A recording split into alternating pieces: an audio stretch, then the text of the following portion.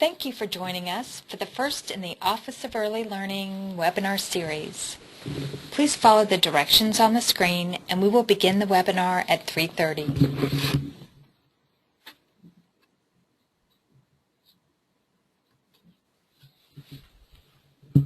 Welcome to the K-3 Formative Assessment webinar. Our topic today is Unpacking the Think Tank Report. The Race to the Top Early Learning Challenge Grant has 8 K-3 assessment consultants, with one serving each region of the state. I'm Cindy Dewey, and I serve in Region 5. With me today are 3 of my team members, and we serve the western part of North Carolina. I'm Erica Beatty. I serve Region 6. I'm Karen Lounsbury. I serve Region 7. I'm Nancy Costello. I serve Region 8. The rest of our colleagues cover the eastern part of the state, and I'll show you how to find their contact information at the end of the webinar. Dr. June Atkinson commissioned the Think Tank Report in October of 2013. We're so glad you're joining us today as we unpack the report together.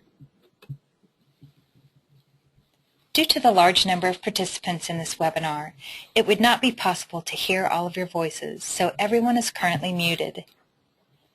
Therefore, we ask that you submit any questions or comments that you might have in the question box that appears in the dashboard on the right-hand side of your screen. Also, during the webinar, we'll be asking you questions, and this is where you will put your response. Prior to starting the webinar, we ask that you go to our wiki page and look for the Think Tank Report. You can find our wiki on Wiki Central, and on the front page of the Think Tank Report, or on the wiki, is where you'll find our Think Tank Report. Also, on the left-hand side, you'll see the frequently asked questions, and you can get to it from our toolbar. We have 2 goals for our webinar today. The first is to provide you with an overview of the executive summary of the Think Tank Report, and the second is to share the Think Tank claims in each of the 5 developmental domains. The K-3 formative assessment work is a required part of the Read to Achieve Act and is funded and guided by the Race to the Top Early Learning Challenge Grant. We have a task force that guides our work. Beginning with the Think Tank Report, which we're going to be sharing with you today, their task was to answer the question, what is essential, for students in kindergarten through 3rd grade. Our assessment design team is the work that's currently underway, and their job is to answer the question, how do we measure this? The next piece of the task force is the implementation design team, and their work will be to answer the question, how do we implement for sustainability? And that team is currently being formed. North Carolina stakeholders are currently being asked, what is working and what could be?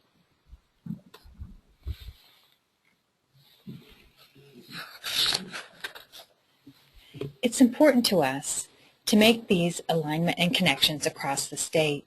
So we're working with divisions across DPI and in conjunction with district leaders across the state to provide a cohesive, aligned, connected system of support.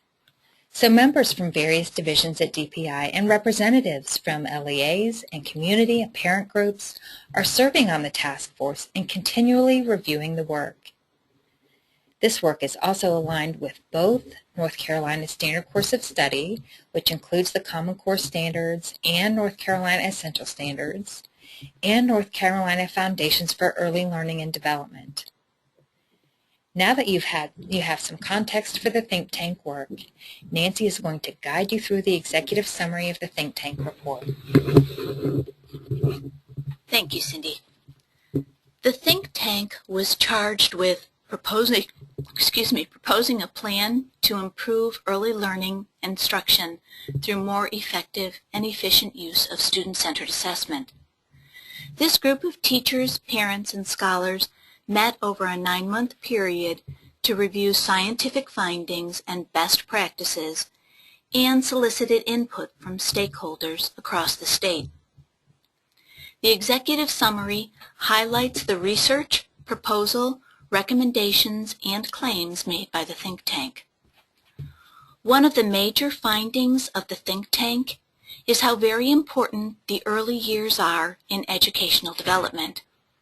Achievement gaps that grow during the years prior to kindergarten are either solidified or eliminated during the primary grades of elementary school.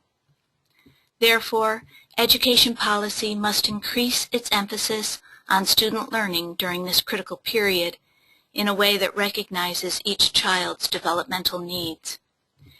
If you're following along in the report, you will find the research cited on page 3. The second scientific finding from the executive summary of the think tank report states that to optimize student learning, teachers need to utilize a formative assessment process. A formative assessment process identifies strengths and areas for growth for each student in 5 domains of learning. Master teachers have been using a formative assessment process for years because it has been shown to improve learning outcomes. The third finding from the think tank report addresses North Carolina teachers. Input from teachers across the state indicates they are willing and able to implement a formative assessment process, provided they are given resources to strengthen, support, and guide them. With this information in mind, recommendations from the think tank include a thoughtful implementation plan that includes professional development, coaching, and support from leadership in addition to providing both human and technical resources as teachers and students collaborate in the formative assessment process. So far, we have talked about the research and some of the recommendations put forth by the think tank. By now, you have probably become aware of the think tank's proposal, especially if you've been a participant at previous webinars.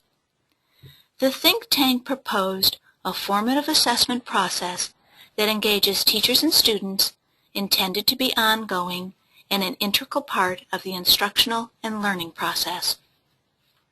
In addition, the formative assessment process will be based on claims about student learning in 5 interrelated domains, which Erica is going to review. Thank you, Nancy. The K-3 formative assessment is a whole child perspective and addresses the 5 domains of learning and development. We need to support and attend to children's growth and development in all of these areas. How well a child performs in one area impacts how well they'll perform in others, which could ultimately affect whether or not they reach their potential goal and can become lifelong learners. We're going to spend this part of the webinar unpacking each domain by looking at the claims. The overall claims are the broad goals for each domain. So in just a minute, we'll ask you to share what stands out to you about the claims within each domain. Let's see if we can identify the key ideas in the claims for approaches to learning. So take a moment to read the claims, and then select one word or phrase that stands out to you, and then just type it in the question box.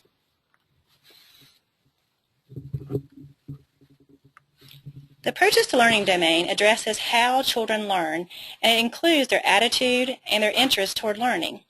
It reflects behaviors and skills such as curiosity, planning, flexibility, motivation, focus, and persistence.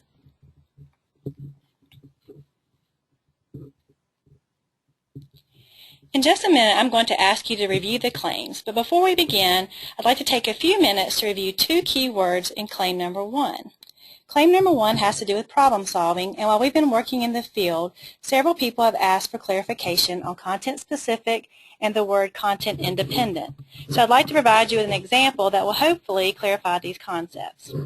So let's say someone has invited your family to a family reunion in Florida. To actually plan for the trip to Florida, you would need content-specific information about Florida. So the content-specific information you would need would be weather, geography, wildlife, and just specific facts about Florida. Then once you have that information, then you can use your content-independent abilities to plan the trip successfully. So you'll be using being able to multitask, organize, plan, think through the process, meet deadlines, and then be able to have a successful trip to Florida for you and your family. So let's see if we can identify the key ideas in the claims for cognitive development domain. So again, if you'll just take a moment to read these claims and select one word or phrase and just type that into the question box.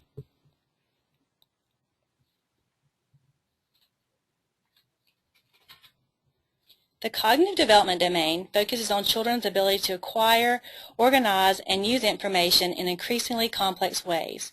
In their search for understanding and meaning, young children play an active role in their own cognitive development.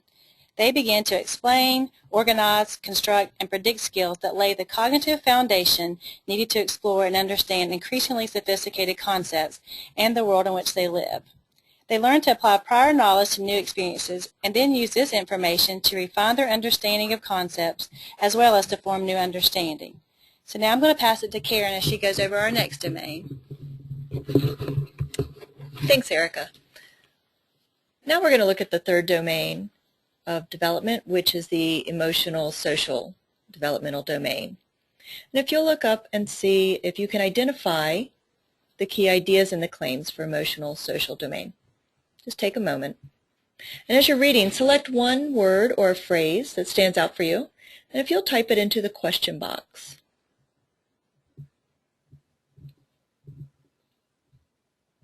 The emotional social developmental domain includes children's feelings about themselves and also addresses their ability to relate to others.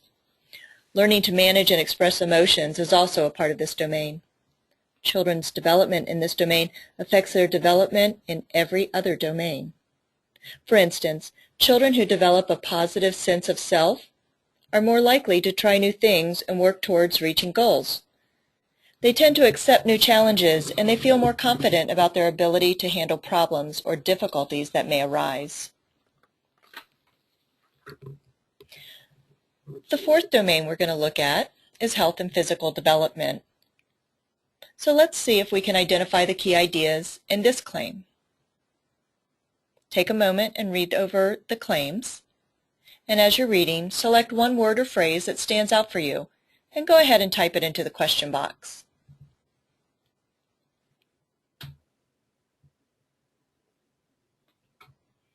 The domain of health and physical development focuses on physical growth and motor development, sound nutritional choices, self-care, and health and safety practices.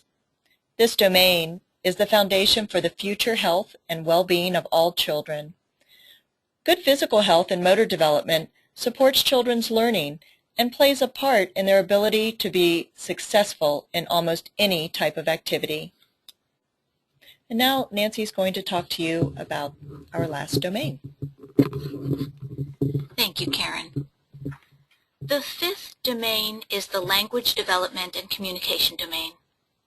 Again, let's see if we can identify the key ideas in the claims by taking a moment or two to read the claims and then selecting a word or a phrase that stands out for you to type into the question box.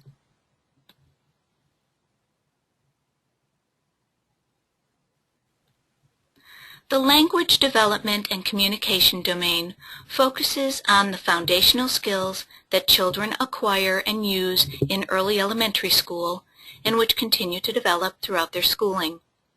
These skills include speaking, listening, reading, and writing.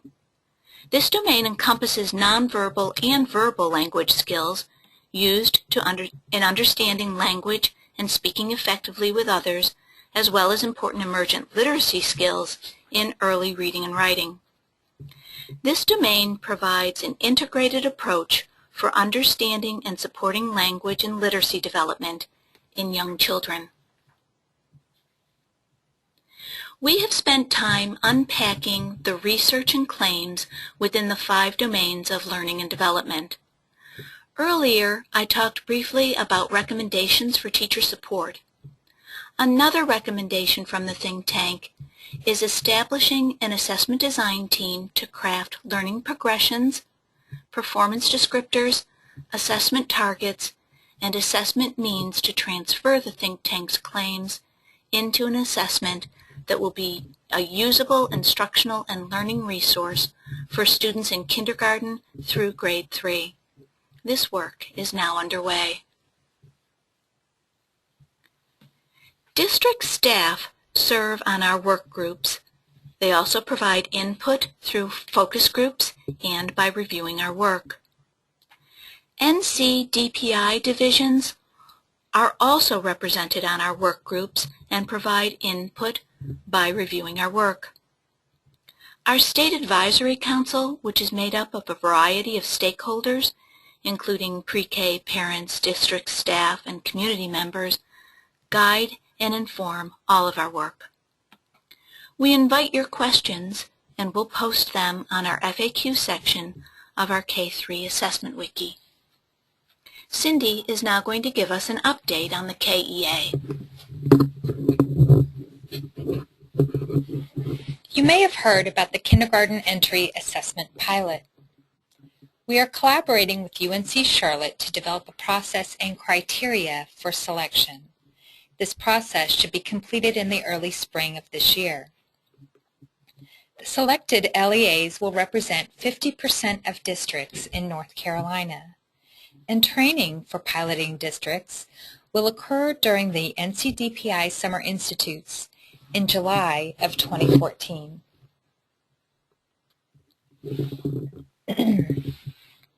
Once again, our wiki is on Wiki Central.